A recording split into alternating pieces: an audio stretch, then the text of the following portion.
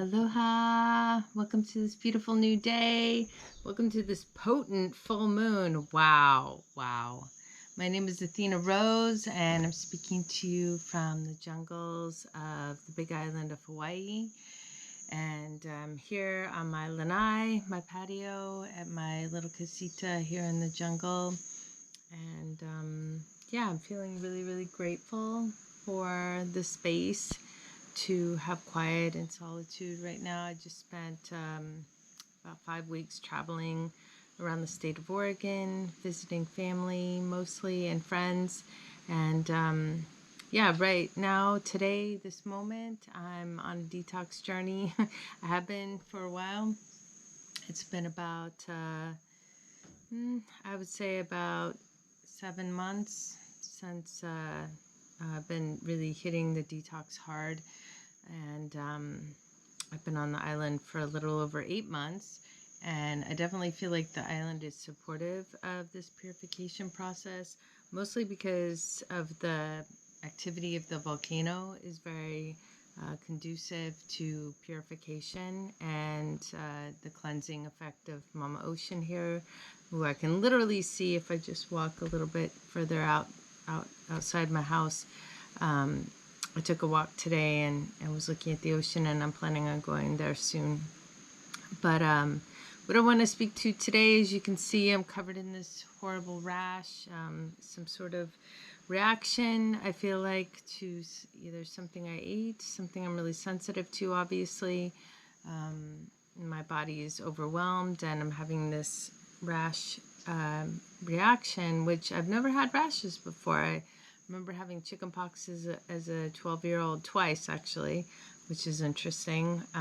Rarely ever happens that somebody gets it twice. But I received the blessing or curse, however you want to look at it, of this rash as soon as I got to the island. I woke up the next morning after my arrival, and it started to come on. And I've been really working on my liver today, taking a lot of liver detoxifying herbs, and working with a substance called xylitol, which is derived from birch bark. And it's a natural sweetener of sorts, and it has a very antibacterial, antifungal nature to it. And I'm working on continuing to heal my gut from dysbiosis, which is essentially an imbalance of bad bacteria in your stomach. And for me, it's in my upper GI tract, which some people call SIBO, small intestine bacterial overgrowth. And it's been a big issue for me, being able to digest food properly. In addition, I don't have a gallbladder. That was removed from me necessarily, unfortunately, by Western medicine, because they thought it would cure my GI problems at the time, about 12 years ago. And so I've been without a gallbladder for that long, and the gallbladder helps regulate the amount of bile that's in your intestinal tract, and so my liver has to function extra hard to take over that work, to filter out any toxins that may be present in my blood. And I do eat very clean. I've been raw vegan since I got on the island, and prior to that I was mostly vegan with some a couple of instances where I wasn't. And had animal products, but mostly for the last 13 years I've been vegan. And like I said, I've been really exploring the realms of raw veganism since I arrived on the island, and this has been a profound shift for me. It's helped me see more of myself.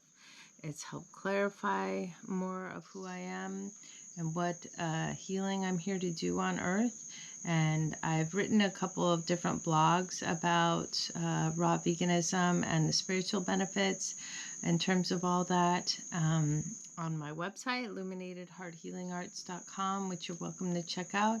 I send out a free newsletter. My newsletter right now is geared towards radical self-love practices and healthy relationships, cultivating healthy relationships.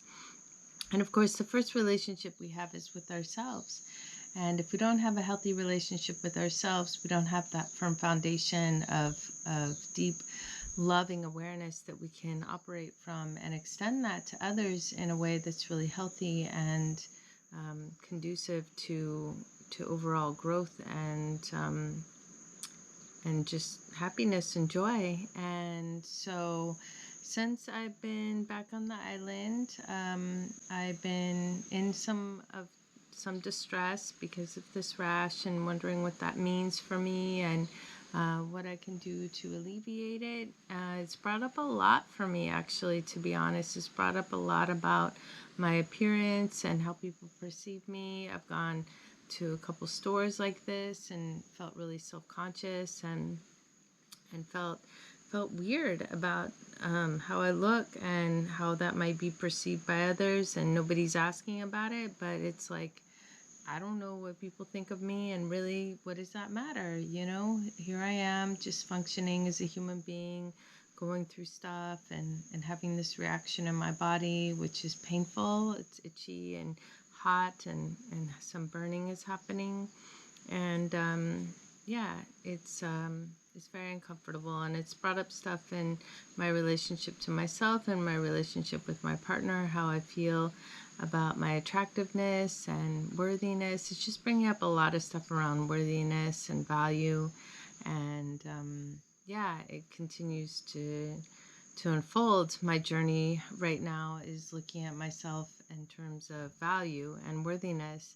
And this is work I've been doing for quite a while, and I'm really grateful for the work I've done so far. I think it's given me a leg up on the real deep transformational work that I'm doing right now on my lineage for the women that are preceding me in my lineage, my mother and my grandmother and great-grandmother, who I all had the privilege of meeting, fortunately, and for my daughters and for my granddaughters and great-granddaughters and beyond. And so it's important that I do this work. It feels very, very pivotal to my reason for being here on this earth at this time, to hold that vibration of self-awareness and self-realization for the women in my family, and to be able to pass along that vibration to future generations so the healing can continue to occur on this earth plane. And I think it's extremely important that we all find what it is that we're here to work on, what piece of this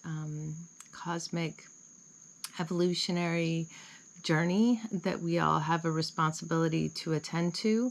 And I feel like my attention is very much focused on worthiness, value, self-love, self-acceptance, you know, reframing old paradigms around yeah, what it means to make mistakes and you know, make choices that don't ultimately serve and allow for the consequences that I would prefer. And so I've made choices in my life that are affecting me now, you know, really affecting me now in a multitude of ways, and not the least of which is some of the choices I made around relationships in the past, spending time with people in the past, and investing energy and time and resources into people in the past that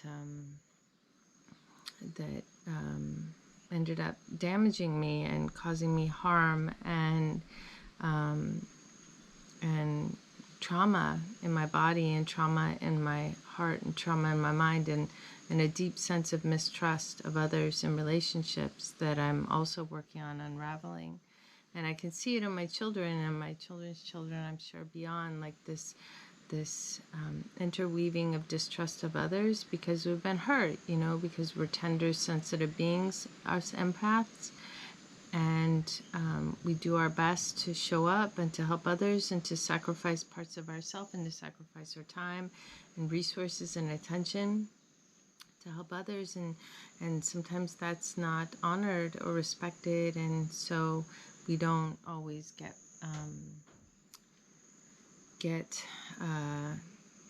you know, the healing that we're looking for when we help others. And in fact, it turns out to be a toxic relationship where there's more damage done. And I've written an article about this in my recent newsletter, and so I encourage you to check it out if you'd like to subscribe to my weekly newsletter. I generally send that out once a week, and there's a free PDF attached to that. It's a 7-day radical self-love planner that you can follow the prompts for 7 days, and they're journaling prompts and activities. So there's a prompt that you can utilize to write in your journal about, and a daily activity that embodies self-love practices that you may find helpful.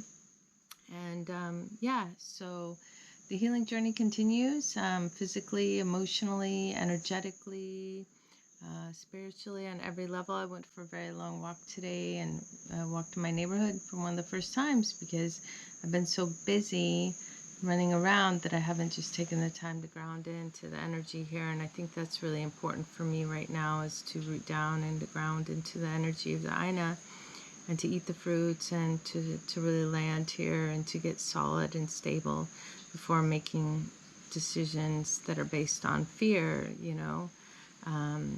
So it's important that we find that grounding. I have many somatic, body-centric practices that I can share with you if you wish to work alongside me in terms of mentorship. I work with women primarily to teach them how to fully embody their emotions, and how to feel those emotions, and how to work through those emotions in a way that allows for the healing and avoids disassociation. Because when we get into these habits, and they're deeply ingrained for all of us, in the modern world, habits of disassociation and staying busy and staying in our mind and not getting into our hearts and not getting into our bodies, and so that's one of the things I'm a big advocate for, is getting into the body, and there's many different ways to do that. So I give some suggestions in my monthly newsletter. There's an article this week on yogic practices. I've been practicing yoga for the last 13 years, about the same amount of time I've been vegan. And I find that extremely helpful for me in terms of my body awareness and being able to process heavy emotions through my body, through my breath, and not constricting and holding on to these so that they may cause disease in my body and imbalance in my energetic system, in my energetic body. So yeah, I encourage you to find a somatic practice that works for you. One of the things I like to teach is called the butterfly hug, and it comes from a practice called EMDR. And this is a way to rewire the brain. And so this is a very soothing and calming practice for your parasympathetic nervous system. It stimulates a bilateral network. So working on, crossing the midline here and working on both sides of the body at the same time is very beneficial for calming down the nervous system and getting centered and being aware of one's thoughts. And I like to kind of time it, just very rhythmic, Another thing that I do is drumming, which is very much along the lines of this sort of rhythm and getting into my body through the drum beat. And if you'd like more information about this practice in particular, I'm happy to teach you or guide you in a meditation practice around it. And there's many ways you can utilize that practice for your overall health and well-being. So yeah, I'm excited to be back in Hawaii. I'm excited for this full moon, although it feels very intense. I feel ultimately when I get through it, I'll be better on the other side, and I'll feel lighter and more free, more sovereign in my body and my awareness and my ability to perceive what's the best course of action for me in my daily life and what my path is, and each moment is a pivotal moment to come back to the breath, to come back to wholeness, to come back to the heart, to come back to our true selves, our true selves, and that loving awareness. And I'm grateful for my life. I wake up every day in gratitude and say a prayer for my life and thank creation for creating me and allowing me to be embodied, because it's such a gift and a privilege to be here, to be embodied. So many souls want to come in and be embodied, and for us to be able to be here, to have made it through that portal of birth is really a miracle. It's really a deep miracle that should never be taken for granted. And if you have breath in your body today, I just encourage you to thank Mama Earth for nourishing you, for clean water and good food, and I'm sure many of us have shelter, safe shelter, and transportation and resources that are pivotal to our continued survival and thriving. And, if you're also blessed as well, like you have a beautiful partnership relationship that you can utilize to you know, um, receive the grace of Creator through that other person, through hugs and intimacy and conversation and camaraderie. And to have a sacred kin like that is a really beautiful experience. So I just encourage you to reach out to me if you like some support in these ways. Again, my name is Athena Rose. I'm on Facebook, Instagram, all the different social medias. And you can find all of the links to that on luminatedhearthealingarts.com. Aloha!